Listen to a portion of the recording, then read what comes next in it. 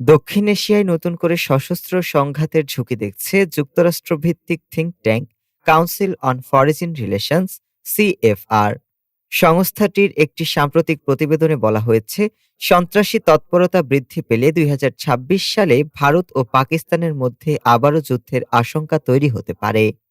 মার্কিন পররাষ্ট্রনীতি বিশেষজ্ঞদের ওপর পরিচালিত এক জরিপের ভিত্তিতে প্রতিবেদনে উল্লেখ করা হয়, কাশ্মীরকে কেন্দ্র করে চলমান উত্তেজনা এখনো বড় ঝুঁকি হিসেবে রয়ে গেছে।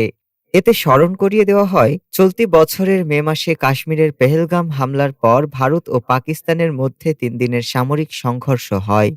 ওই সময় ভারত অপারেশন সিঁদুর চালিয়ে পাকিস্তানি ভূখণ্ডে অভিযান চালায় এবং পাল্টা ড্রোন হামলা চালায় পাকিস্তান। পরে যুক্তরাষ্ট্রের তৎকালীন প্রেসিডেন্ট ডোনাল্ড ট্রাম্পের প্রশাসনের মধ্যস্থতায় যুদ্ধবিরতি কার্যকর করা হয়।